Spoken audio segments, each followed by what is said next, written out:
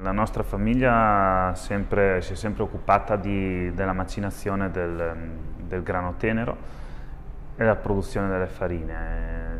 Mio nonno e i suoi fratelli iniziarono la loro attività di mugnai in Polesine, nella provincia di Ferrara, province limitrofe, ancora prima della Seconda Guerra Mondiale. Successivamente l'attività si è ampliata,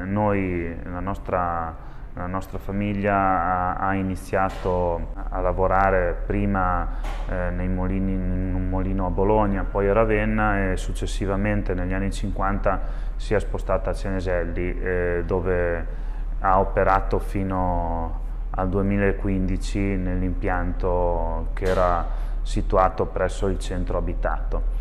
Dal 2015 in poi ci siamo trasferiti presso questa nuova sede che è stata avviata, per la precisione, nel corso dell'estate di quell'anno.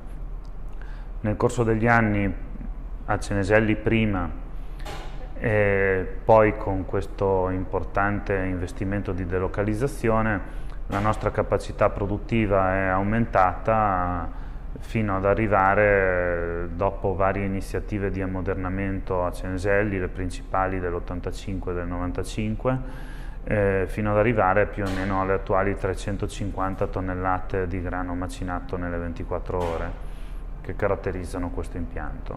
Dove oggi c'è questo molino, fino a qualche anno fa c'era un terreno incolto. E quindi in questa fase di sviluppo progettuale abbiamo fatto molto di testa nostra, nel bene e nel male, sviluppando il progetto quanto più possibile al nostro interno. Il PSR ci ha dato un aiuto nel realizzare il nostro investimento, alcuni progetti, diciamo, inseriti nell'ambito del progetto più ampio della nostra delocalizzazione. Sono stati oggetto dell'intervento e sono tutti progetti che noi abbiamo realizzato con grande scrupolo e con un'attenta analisi in collaborazione appunto con gli enti che ci hanno finanziato.